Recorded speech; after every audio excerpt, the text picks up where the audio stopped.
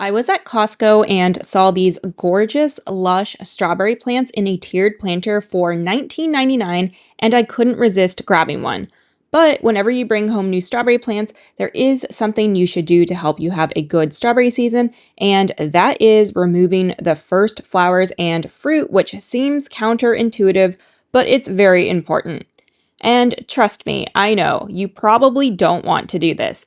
You just got these beautiful new strawberry plants and they already have flowers and maybe even a few little green berries, or in some cases, some strawberries that are starting to ripen.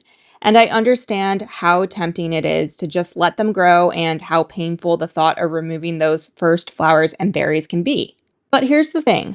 Strawberry plants, especially when they're young and newly transplanted, need to focus their energy on establishing a strong root system and developing healthy foliage. Producing fruit takes a lot of energy, and if you look closely, these first berries are small and very seedy. And yes, strawberries do have tons of tiny seeds on them, but we're talking about a very small and gritty strawberry.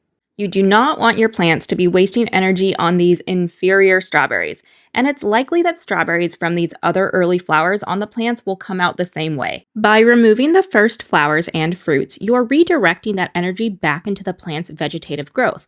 This means your plants will develop more robust root systems, stronger stems, and more leaves, and even more runners that you can root into even more plants. In the long run, this will lead to much healthier and more productive plants capable of producing larger and better quality harvests. You can just use your fingers or a small pair of pruning shears to gently pinch or snip off the flowers and any tiny fruits, just like this. And make sure that you remove the entire flower stem, either at the point it grew from on the main stem or in some cases at the top of the crown. It might feel a little sad to do, but trust me, your future strawberry harvests will thank you. The general recommendation is to remove flowers and berries for the first few weeks after planting, which will give the plants enough time to get established. After that, you can let the flowers develop into fruit. For ever-bearing varieties, some gardeners recommend removing flowers for a slightly longer period, sometimes even until the early summer. This helps ensure strong plants for continuous fruiting throughout the season, but the choice is up to you, and in my opinion, removing at least the first round of flowers and fruit that you see when you first bring the plants home is still beneficial for a better strawberry season.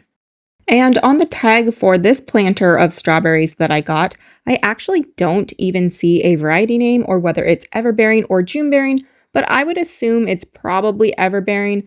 But I will likely just remove all of the flowers and fruit that I see right now and let the strawberries grow from this point on, unless I see any berries that look really small or deformed. Again, it might be tough to do, but removing those first flowers and berries is a small action that will pay off big time in the future, so don't be afraid to give your strawberry plants the best possible start.